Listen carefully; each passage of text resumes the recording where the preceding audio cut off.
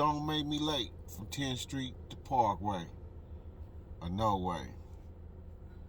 Man, I tell this story at night because I used to, the crack, like I tell you, my last story, the crack era was in. So they had the street in the neighborhood called Redbud. And like Redbud ran all the way up, I think, to like 4th Street. And had a little curve before you get to 4th Street. And like Bronson them stayed right here on this street before, after, right behind Brooks. I think it's like First or something. And boom, boom, then you had Fig and all of them stayed on that street. And you had you had them Turners on that corner. Then you had that nigga Asian them before you get to Auburn. So I knew that some of the homies or some of the dudes that we was affiliated with down in this circle, they was selling work. So I used to come up Redbud. I used to walk at night.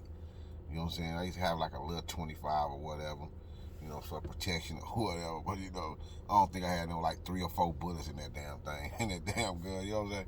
But hey, it was protection. I thought at the time. You know what I'm saying? Until I learned how other guns, 38s and stuff, and all that old stuff. And Asian house was on this corner, like I had a garage. I think they used to be lifting weights in there or making music, I don't know, but like those boys right there was like, you know what I'm saying, they was like players of the neighborhood. Like this boy Asian had, he could run through them if he wanted to, you know what I'm saying, he kept some bad ones. And but anyway, we was I used to walk up Redbud at night, and I used to be short stopping. I used to be short stopping this on this block right here. So one night, I guess this dude, we gonna just say his name, JB.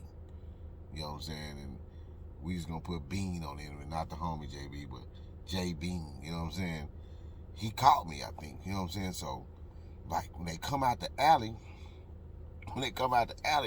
I was standing up against this little fence, like right between the street of Day Street and I think Fig Nim Street or something like that. They were like, "Hey, what you doing over there?" Man, I took off running. I took off running, right?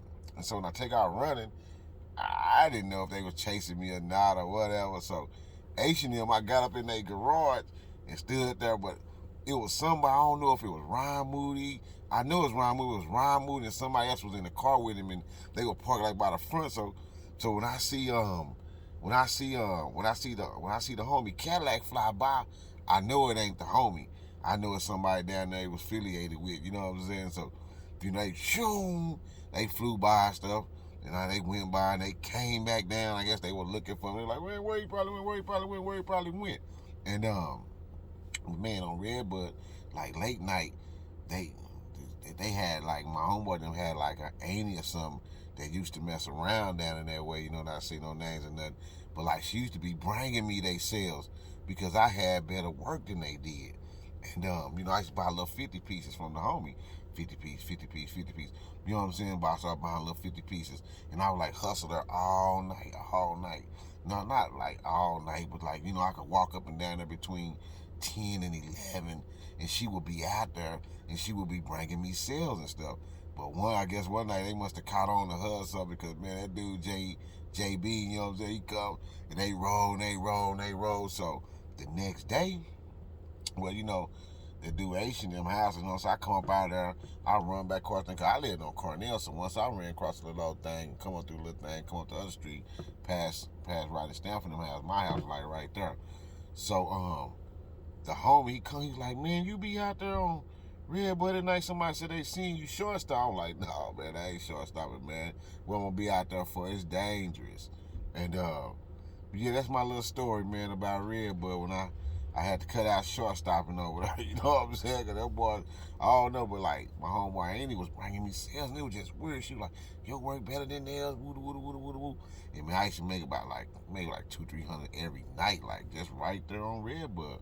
And I knew some dude that was getting money on Redbud from time to time. My homeboy Junior, they lived around there. Him and Head, they was getting money on Redbud.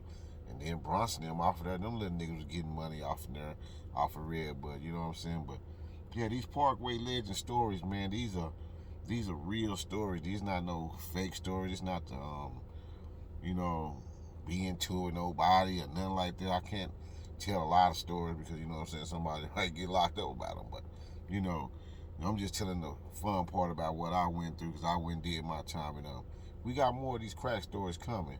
Don't Make Me Late from 10th Street to Parkway. Out.